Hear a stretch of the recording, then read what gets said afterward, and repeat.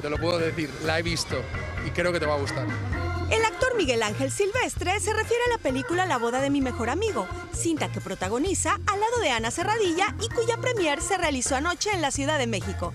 Y alguien que no se quiso perder el evento fue Araceli Arámbula, quien aprovechó para saludar al famoso español y tomarse fotos con él. Ahí le preguntamos por las sugestivas fotos y videos que ha publicado en Instagram, modelando uno de los trajes de baño de la línea de Maripili. Mostrando un poquito de los tiempos sanos, porque tienes que estar fit y tienes que estar comiendo de una manera saludable para poder hacer esas fotos. Oye, claro. ¿pero qué comes? No, mis hijos están en sus actividades de niños, están entretenidos en eso y ellos ven mi Instagram y me dicen, mami, tienes muchos seguidores y a ellos les gusta eso, ellos siempre me están dando piropos y me están chuleando. Entonces, Oye, pero con todo respeto, ¿qué haces para tener las cosas tan bonitas y bien pues cuidadas? muchas sentadillas, mi amor. No le estoy faltando el respeto a nadie porque es una foto en bikini y yo soy una artista, soy actriz y muchas veces me han visto en bikini. Entonces la verdad es que qué lindo que pueda mostrar quien pueda mostrar. Ahora, yo sé que es una pregunta muy concurrida, pero ¿estás lista para la segunda temporada de la serie? Qué lista ni qué lista, ya están listos mis abogados.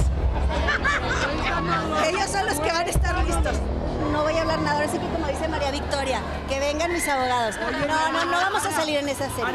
No está autorizado mi nombre, ni mucho menos el de mis hijos, y no quiero que la tranquilidad de mis hijos esté expuesta y los perturben, porque no hay necesidad.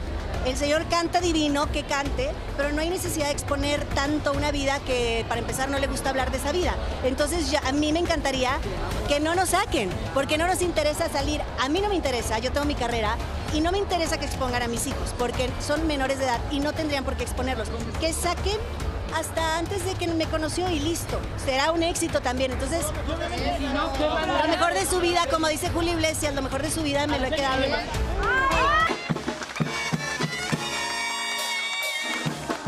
El funeral de Hugo Figueroa, sobrino político de Joan Sebastián, comenzó esta madrugada en su ciudad natal.